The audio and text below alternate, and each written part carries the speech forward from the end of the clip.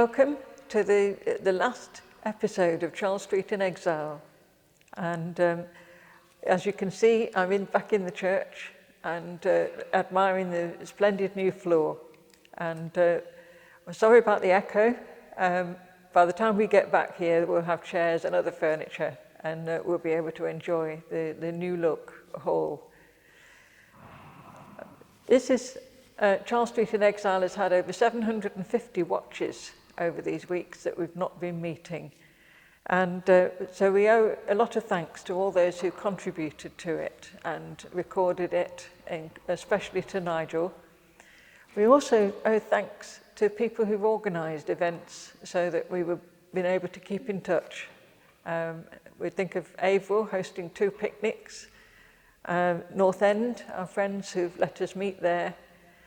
We thank Jenny and Norma for keeping the evening services going, and the Facebook posts as well. So we've been able to keep in touch, and that's been good. But we are looking forward to being back in Charles Street on the 5th of October, and it will be with limited projection and technology, but the tech team have got that in hand, and they're working on rebuilding the desk and the facilities. And we're looking forward to welcoming Langley for his first morning service with us on the 12th, followed by lunch.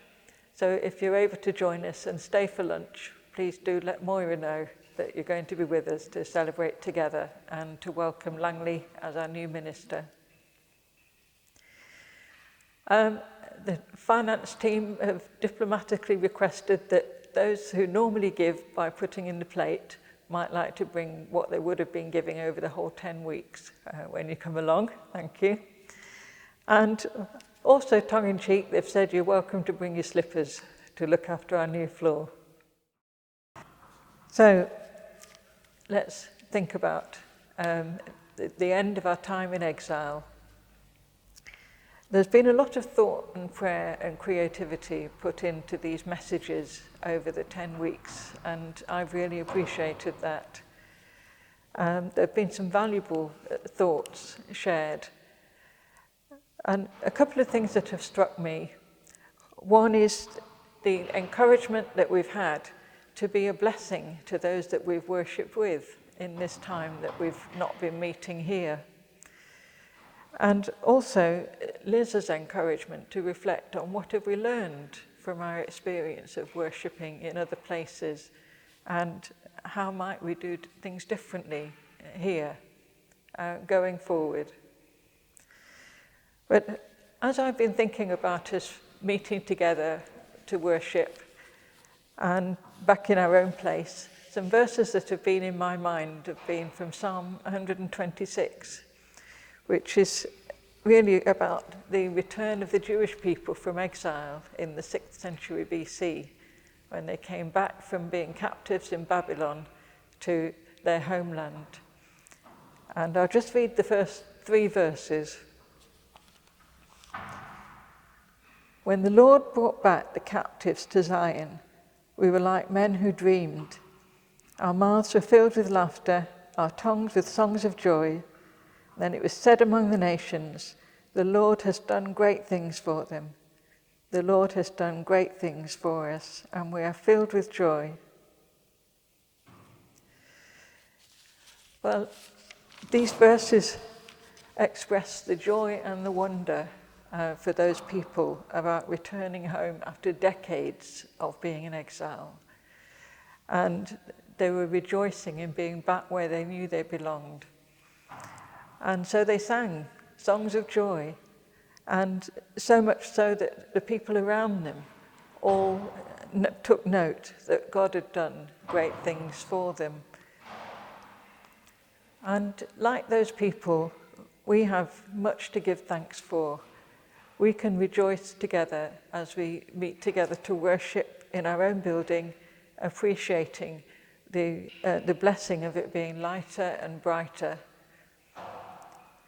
And the Lord has done even greater things for us in Jesus, in sharing his unconditional love, in pouring out forgiveness, and promising his presence with us whatever we go through.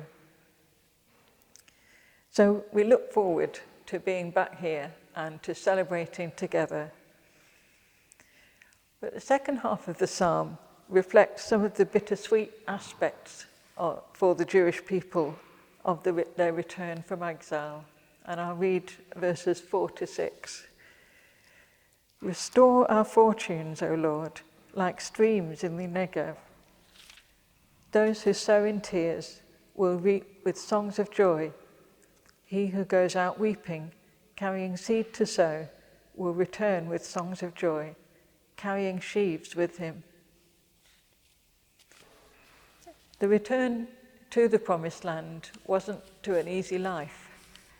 There was a lot of hard work to do to rebuild their country and to re-establish their lives. And there was heartache involved. In the book of Ezra, we read of some of the returnees weeping as they look at the new foundations for the temple because they remembered the glory of the former temple. So there was heartache.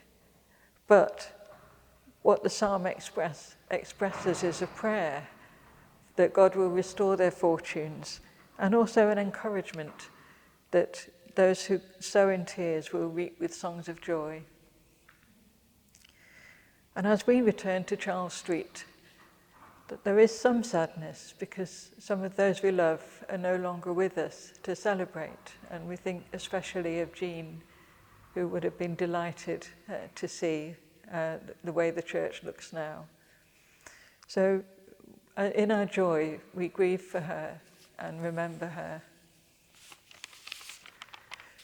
But we also have some sadness, so I think God calls us to share his heart as we look at the brokenness of the world around us and the needs that we see in our society.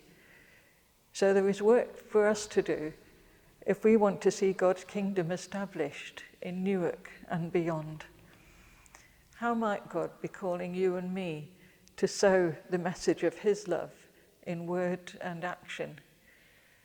And how might he call us to reap a harvest? We want people to know the great things that God has done for us and wants to do for them, because his love is for everybody. There's been a survey recently that you may have heard of by the Bible Society, surveying church attendance in Britain. And encouragingly, it's showing that in the last 6 years, attendance has grown by about 50%. And this has been called the quiet revival, because it's just been going on steadily and encouraging different congregations as new people have come to worship. So may God revive us.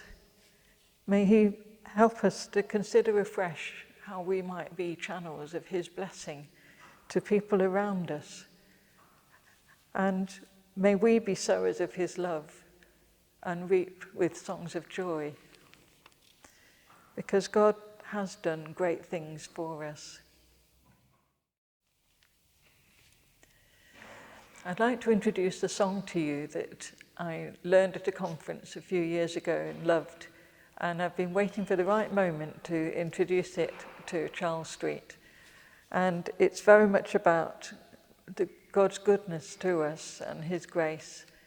And it's called The Good and Gracious King. And that is the wonder of God, that he is good to us and gracious to us when we least deserve it. And that is to his greater glory. So as you listen, I hope you'll be able to worship him and give him glory for the great things he's done for us.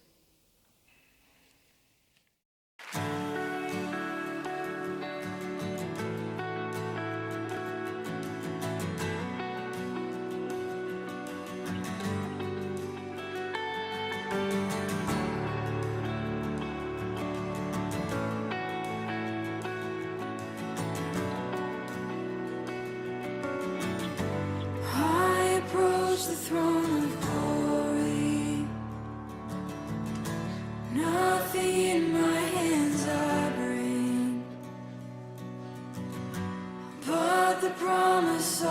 acceptance from a good and gracious King.